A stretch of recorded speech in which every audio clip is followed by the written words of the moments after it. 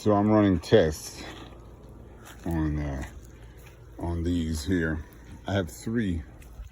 1, 2, 3. And I know that this was a hose. We could see, let me not get this sprayed on. There's no water coming, it's very low pressure. But this line here and this line here is where there used to be tape. Duct tape, didn't work. I got some heavy duty vinyl tape from Gorilla, and we'll see if that can do anything. But the issue is that these are kind of nice, but they also have, once they break, it's like you have to get rid of the whole thing or something. You could cut it right there and then add a new hose adapter, make that an end, or make a smaller section. It just seems like there needs to be a way to just fix it. Or it'd be better if they could fix it. But see, it's really mild. This is dry here. There's like nothing falling where my hand is. Which isn't that bad, but it won't work for starting seeds. I think that's why we're starting seeds, I get that. But it is coming out all the way to here. And this is 3. So if I fix this, maybe we get a little more here. I don't know. This here is, you know, it's a fair amount. I really only need this kind of a sprinkle, because if this is doing this, this is doing this, and this is doing this. Yeah, but see, this is only doing half of this side. So I think I really need to do the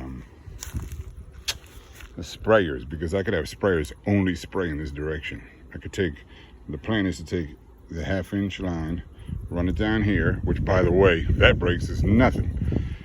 Then put all along sprayers facing this way.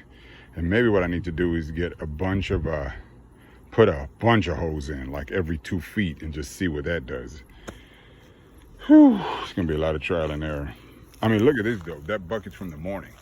And this is a fair amount of water. I think I dumped it yesterday, so that's what landed here without this one, which we can tell if I shut this off completely off like that. Now these are getting more power. And now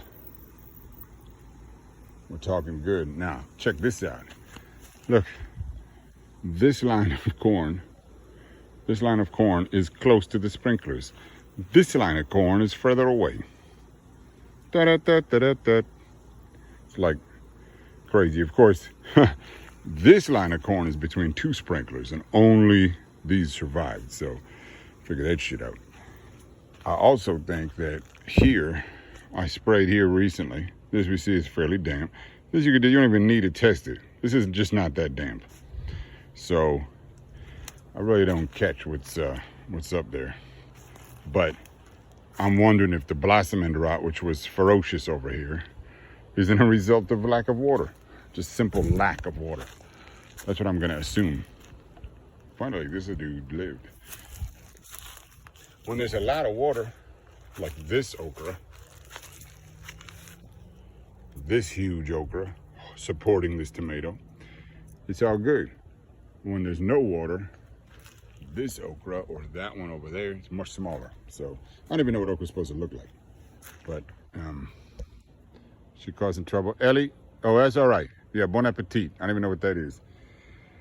Anyway, these tomatoes are much better off, and they have much less blossom end rot, and they're looking good, and they will, you know, make us survive the winter.